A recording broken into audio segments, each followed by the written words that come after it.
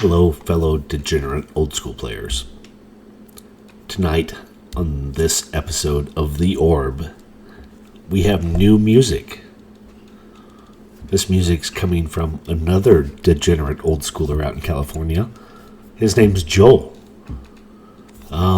So Magic's, we started in 93 and 94. That's what we're playing.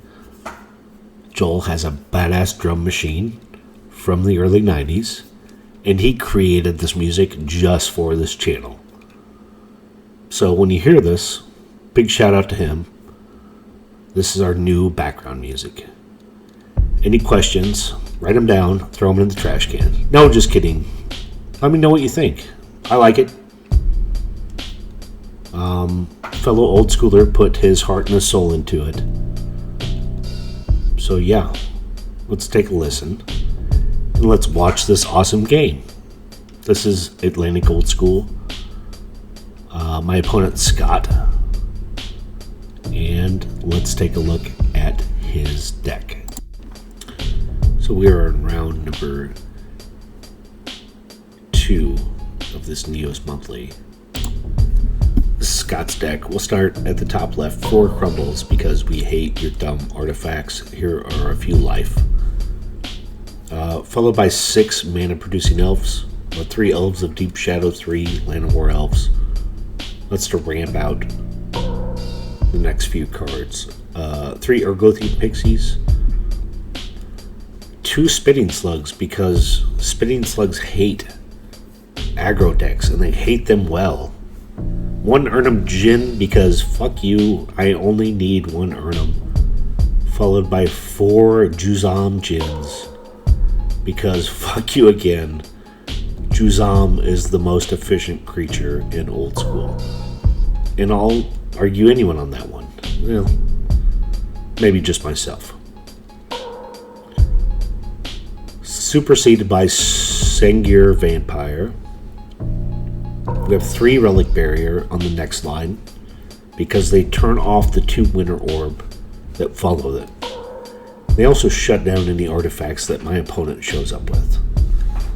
Nether Void. I love Nether Void. We've all been in that drunken stupor where we've seen some Dutch player fire off a Nether Void and shut down their opponent. And then we order a Nether Void. I've been in that drunken stupor. I own some Nether Voids. I love Nether Voids. So, congratulations, Scott. I love this deck. We have 4 Ice Storms because they pair well against Nether Void. 1 Chaos Orb, Time Walk, Ancestral because it's the best card there is in old school. Mind Twist because it's like the second best card in old school. And Demonic Tutor because it's also the second best card in old school. Regrowth, 2 Pendlehaven to pump all those elves we have, and a bunch of badass lands and artifacts. Sideboard Spicy, playset of Glooms, a few blue elemental blasts, a couple Tranquility to demolish enchantments, 2 energy fluxes because artifacts must die. Extra Winter Orb in case the first 2 don't fare well. And is that a fucking tracker? I don't know. I'm saying things at this point. And 1 Terror. Let's take a look at my deck. My deck's the collision of good intentions and bad decisions. I'm going to start off with a Fireball, only because Fireball can do this.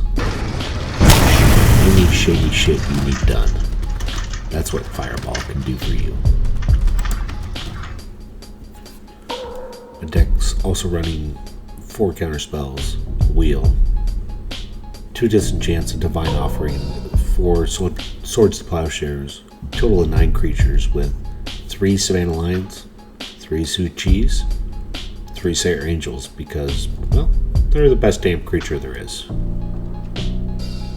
But Control Magic, Ancestral, Time Walk, Brain Geyser, Mind Twist, 2 books, Balance, mana drain, a whole load of the Moxen, some dual lands, some Mishra's Factories. I'm just trying to do enough to control the game, slam down a big creature, and deal 2 or 4 a turn until I win. Not too much to ask for. So here we are. Let's take a look at game number 1.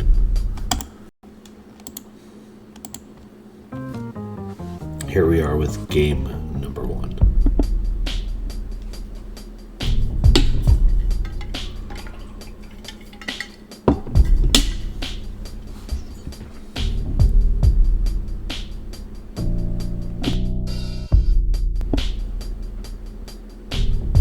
Start with 6 in hand. Play Tundra, Sapphire, Emerald, and pass with 3.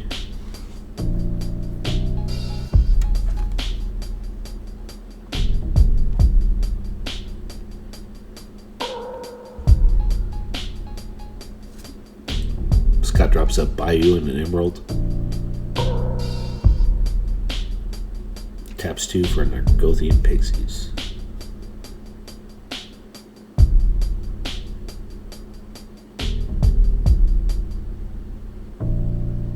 Play an Underground Sea and pass back to my opponent.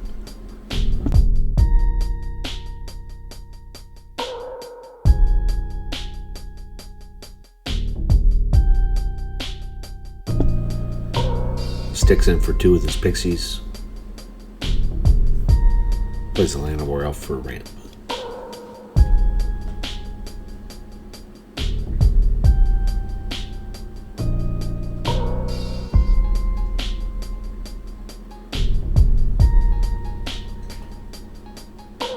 Drop out of Plains. 5 for Sarah Angel. So, it seems efficient. 3rd turn, Sarah Angel. I have 2 left in hand. My opponent says, Sarah's dumb. It's time to Ancestral.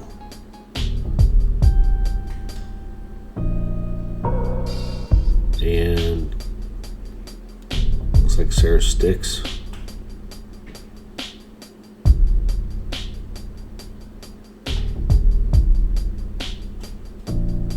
Scott takes his turn.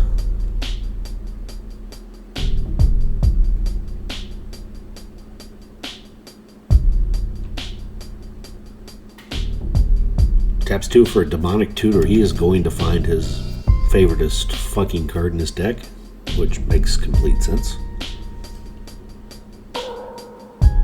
That's the upside to Demonic Tutor.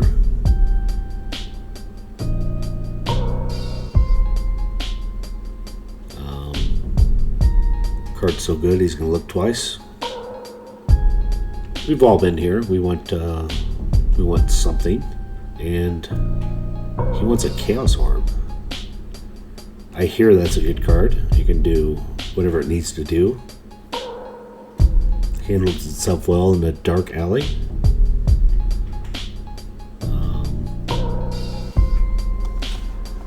We're going to see some orb flipping action. I think we're going to. Let's take a close look at this orb. So here's the close-up. Scott's going to touch all his cards a few times just to give him some good luck. He's staring down the Llanowar Elf. I'm sure he's also looking through his screen saying, Sarah Angel, you must die. Oh, and it's a clean rotation, clean hit. Hungary gave it an 8.2 via the last video. The French are down to 7.8, which I think is kind of dirty. That looked like a clean hit from Scott. And I say, Scott, send your creatures packing balance. The scales have turned back my way. And that's all it takes, old school. It's just so back and forth. You have the cards, you don't have the cards. You find the cards. We all drink beer, have a good time.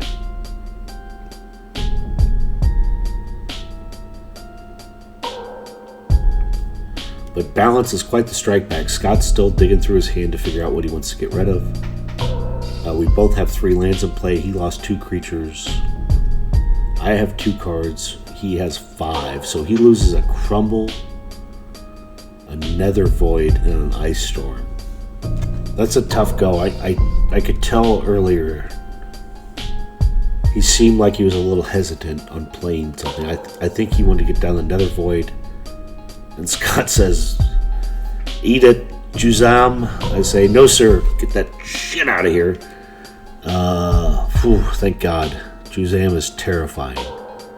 5 a turn, he loses 1. I jammed down a fucking Savannah Light. Jesus, another Juzam. I'm done saying spit. Oh, God. In a drain. Did you see that? Oh, this is so back and forth, so quick. 2 Juzam Jins, a counterspell, a mana drain, somehow a Savannah Lion still sitting out there. I have 4 mana, 1 card in hand. Can I do anything with it? I cannot. Look at this damage end, but it's better than facing a Juzam. I'm down to 12. I stick in a Savannah Lion. He's down to 18, and look at this, another Savannah Lion. So even though he's chucking 5/5 creatures at my face, Savannah Lions are prevailing through the counter spells. Scott gets off a Time Walk, always classy Time Walk. But he just has a Bayou to follow up. Man, this game's going quick. I'm on 12, but he's on 18. Okay, we trade Llanowar Elf for Savannah Lions. He takes 2, down to 16. I'm on 12.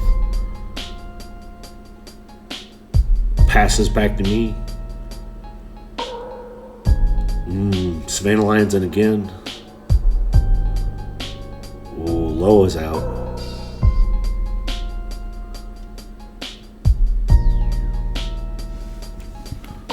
Just a ping pong back and forth. I'm collecting cards now to draw to 7. Scott's hitting land. It's tough when you hit those land pockets. I mean, when you get that Nether Void in play, it's something great, but he's just got the Savannah Lion staring him down. He's down to 10. I'm on 12, so I've finally taken the lead. I feel like I've been in possession. Oh, shit! Spitting Slug. So he can pay a green and a colorless to give a Spitting Slug for a strike, or my creature gets it. Not great when he's a 2/4, and look at this, Swords to Plowshares. So Spitting Slug returns home, and now he's tending to the fields. He is no longer a combatant. I just learned that through Jeff Minguez's interview, which I love, History Magic. Okay. Scott's throwing a Crumble at my Sapphire. Hopefully he's got another Void, and there it is. I love this. I hate that he's behind. I've had an answer for his creatures. Balance was the 2-for-1. It really was the 5-for-1. Spitting Slug got Swords Plowshare. Oh, brutal. Nether Void doesn't even stick. I decide to counterspell it. Swatting that thing down. And Savannah Lions is just out there in control. And here's another 2. I mean, if it's the only creature on board, it doesn't matter. He's efficient. And I've been lucky enough to come up with the answers. Scott's down to 8. I'm on 12 still. With that Savannah Lions in play, I feel like I'm days ahead. I play out a City of Brass. Uh-oh. Tapping things. Suchi. Okay. Still with 2 open. Opponent's down to 6. This is possibly his last turn of this game. And it is. Yeah, it doesn't draw an answer. Game number 1. Nether Void is down. I'm up 1-0 with my Sarah Lion control. And we'll swap out some cards. Give a like to the channel. Leave a comment. Let's take a look at game number 2. Do your plague rats not contain the contagion, infection, invasion, outbreak, and pandemic that you once thought was possible? It's probably in the food. We can help make plagues fun again and create general overall malice. But you can only do it with Uncle Esteban's special plague rat feed. This month, we guarantee 30% extra plague. How do they measure that? Seems like a lot of plague. Uncle Esteban's plague rat feed can be picked up in any backwoods shed. Watch out for the guy with the axe. He means business. Okay, this is getting ridiculous. Who's paying for these ads? Someone paid for this ad? Oh, okay. They 28 weeks? Oh, they gave us 28 weeks worth of Uncle Esteban's plague rat feed? What's... Oh, they could take out a small village. Huh. I don't know. I think we're getting some shady deals here. We need to find better sponsors.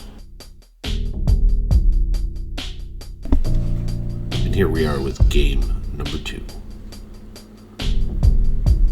Scott drops a C, and a jet passes. Ooh, Loa. Yeah. See if he has a quick answer to it. He does have some extra land destruction in his deck. He taps 3. Gloom. Okay, that's a real card. It shuts off my disenchants. For now, shuts down swords to plowshares. But he's going to have to answer the Loa. I'm ramping with a Soul Ring and a Mox.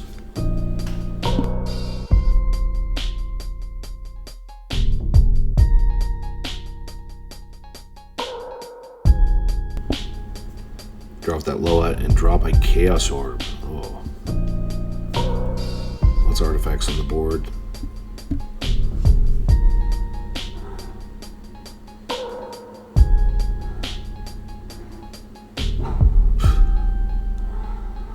Cat's Gone Wild in the background.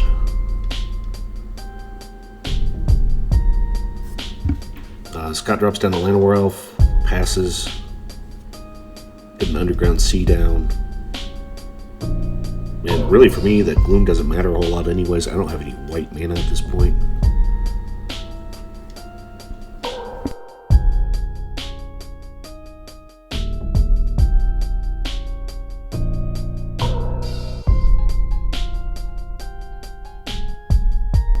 Oh, Time Walk, okay. So, I mean, think of Gloom with Nether Void, though. Oh, that just, you're done playing white spells at that point. I mean, you're staring at 7 to get off of Swords to Plowshares, 8 for Disenchant. Nice even 11 for a Sarah Angel.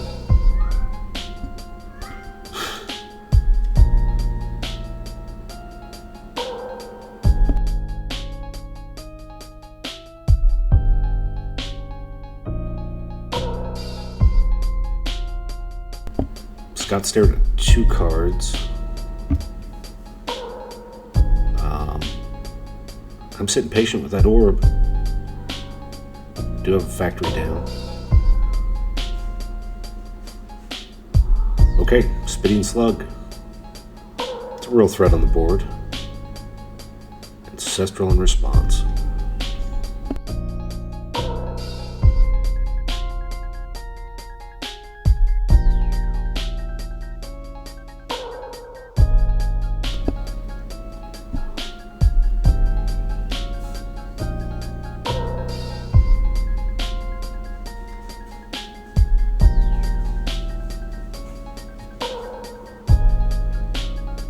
And a Demonic Tutor, I'm going to go find my favorite card.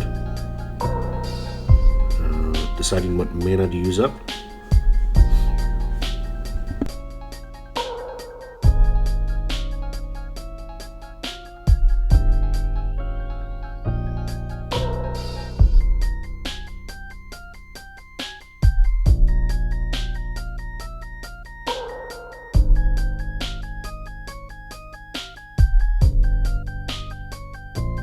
There we go. So my deck does have a lot of white in it.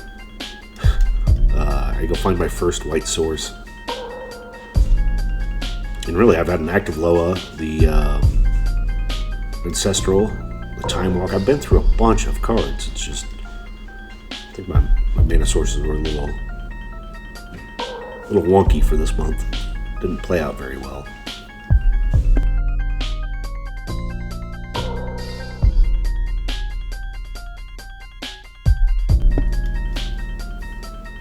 Okay. Going ahead and pulling the trigger. Now that I have a white source down, tapping 5 for a disenchant. And pass back to my opponent. I mean, I have been through all these cards, but I literally have a factory now. No real threats.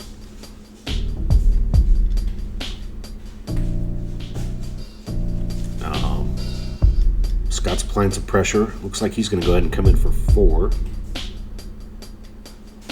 I dropped a 16. Oh, Juzam Jin. Here he goes. He's big and ugly. So he must have been holding him back. Hoping I'll stick the Chaos Orb down on him. There's an upside if you're patient with the orb. The downside is, your opponent can come across a crumble in his case, or an answer to your artifact. Oh, look at this. Swords to Plowshare, so I give him the 5 life. He goes up to 25. The orb stays.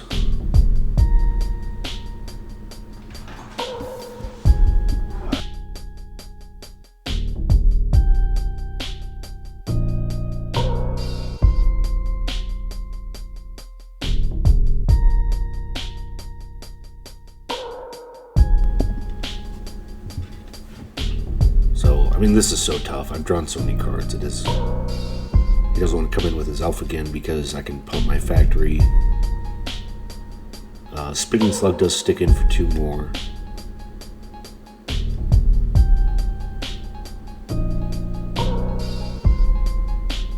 I go to 14. I'm sure not in the mood to lose my factory, so taking 2 turns, not a big deal as of yet. Tapping things. Oh, there we go. Sarah Angel's down. So things are looking grim across the board. Those Nether Voids, they may be out of the game by this point because Glooms are pretty effective. He knows I'm running a bunch of white. It doesn't slow him down. Oh, how efficient would a Black Vice be right here? Sarah sticks in for 4. He goes to 21. So he still has some time, but he does have to come up with an answer and then some added pressure, and it's tough when that low has just been taken away.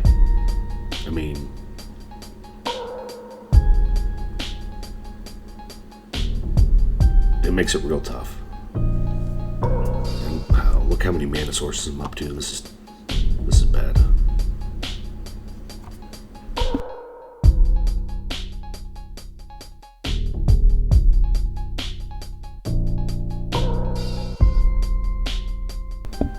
Sarah sneaks in for another 4. He's down to 17. Picks up another card.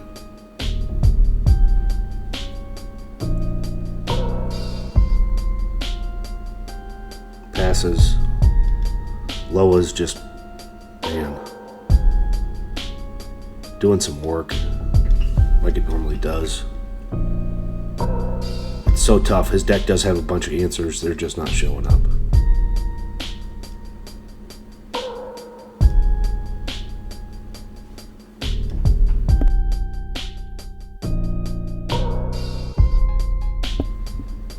I play out a book. I discard a book. I have so many cards in hand. That's not good. Okay, he's got a crumble for the book. So he does have that answer. Drops another Mox.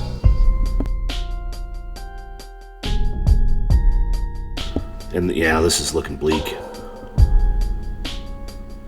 So bleak. Those, love to see those Juzams. We've watched them sit, for the most part, removed from the game. Haven't stayed alive very long.